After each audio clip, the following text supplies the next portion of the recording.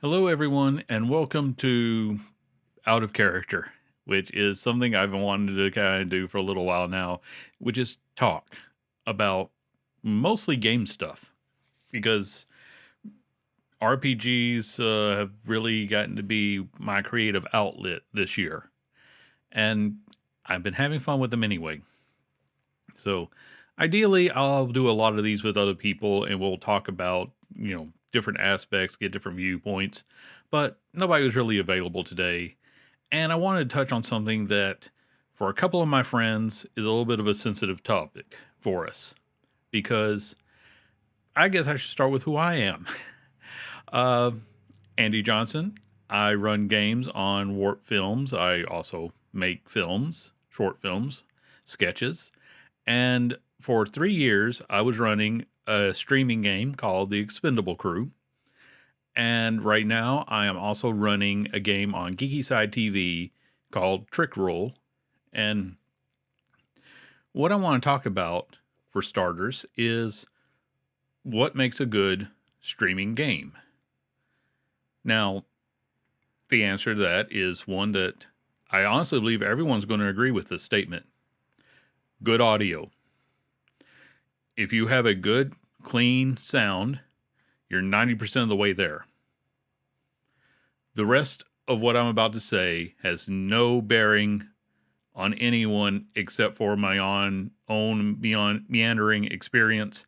I was trying to quote that to the graduating class of 1999, if you remember that little bit. It was an article that got turned into a song.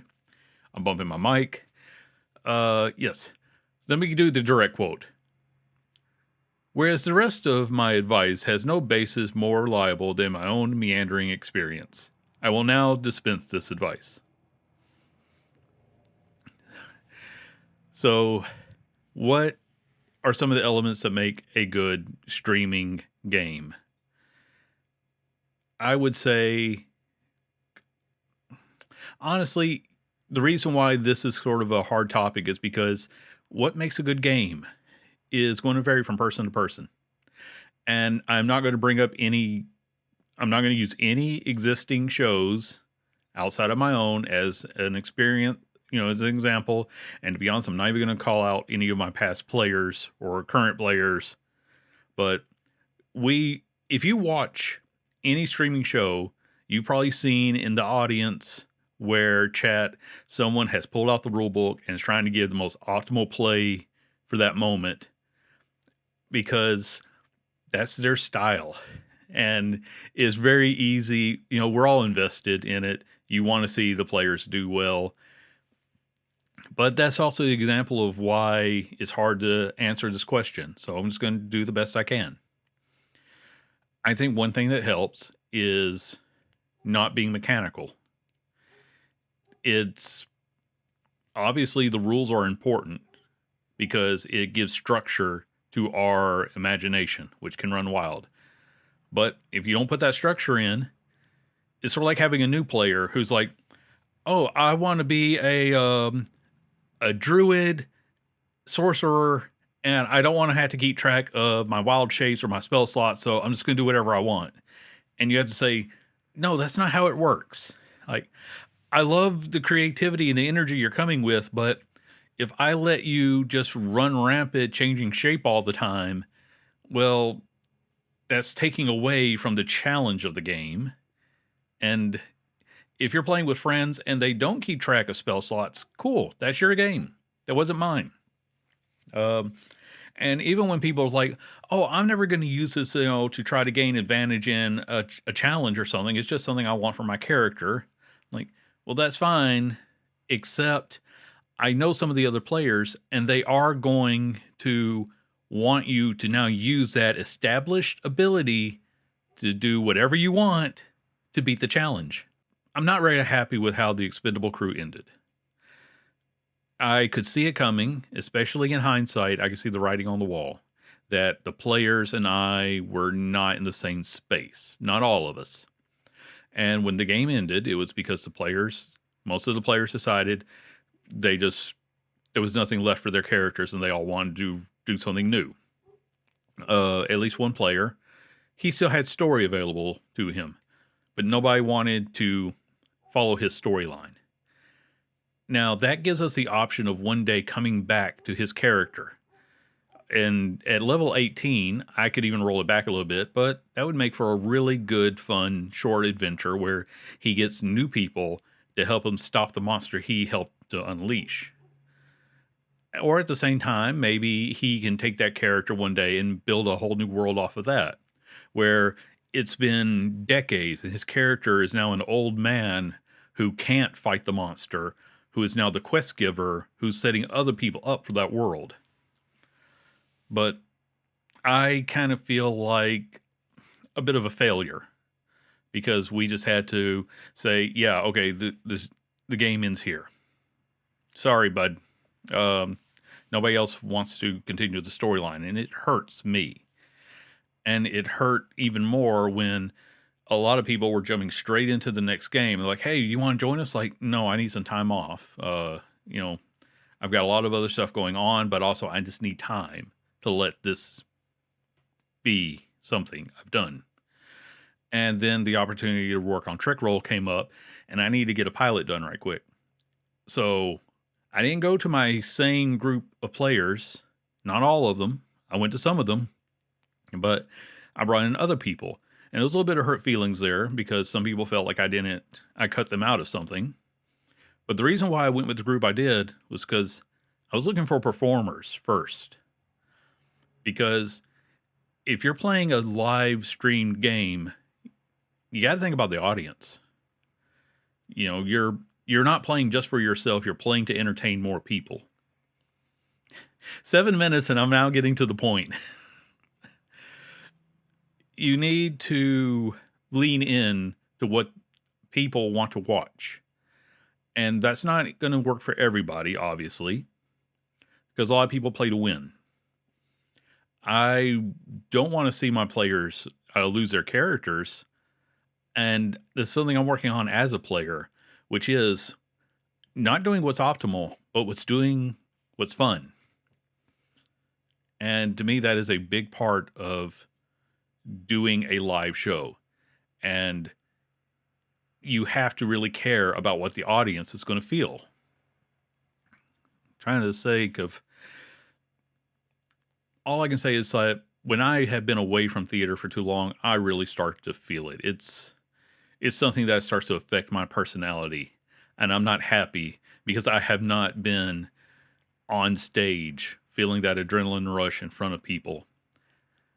So whenever I do a show like Trick Roll or the Expendable Crew, especially now that I'm learning things, I'm really trying to think about what makes for a good game are players who understand that you lean into the audience a little bit. This glowing gem is going to do something to your character when they touch it. You do it anyway. I would say that I had one player one time who they did something that was just so amazing and so poor of a choice.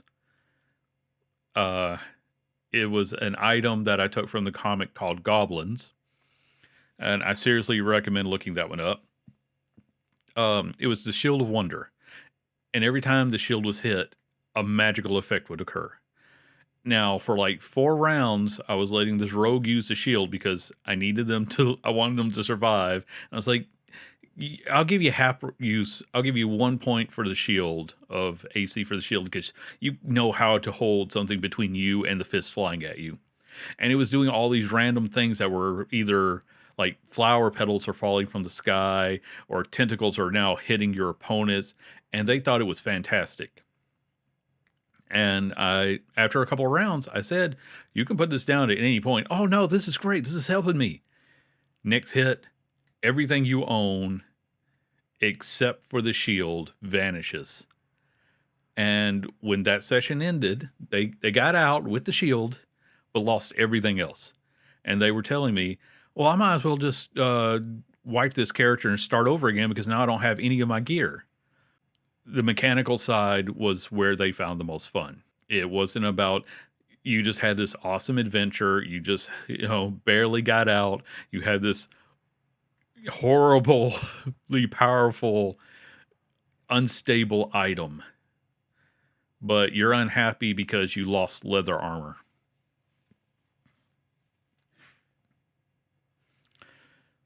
Now, we went on to play for years, and maybe we will again one day. You never know.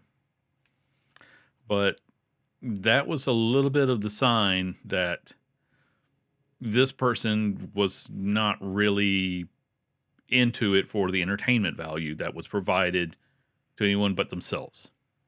And that's okay. You don't have to play the game to entertain anyone but yourself. That's what the home game is for. And I love the home game. I do non-streaming games, but at the end of the day, I want to perform. I want to feel that rush of being in front of an audience. That's why I love to do streaming games. Maybe people are watching, maybe they're not. I'm still putting myself out there. And it comes with the mindset of I need to play a little differently. I need to be a character who is going to take that glowing gem, not knowing how it's going to affect them. Oh, here's a ring. Let me put it on. And that kind of goes counter to what people taught me when I was first playing the game, where I was young and naive. And I was like, oh, here's a ring. Let me put it on. And it turned out to have the soul of another person trapped inside. And even the person inside was like, what kind of idiot just puts on a ring? Like, well, you're the one stuck in the ring, so you tell me. And I don't care if people will tell me that was the wrong thing to do. That was fun. 6 years later, I remember putting on a ring that had another person trapped inside of it.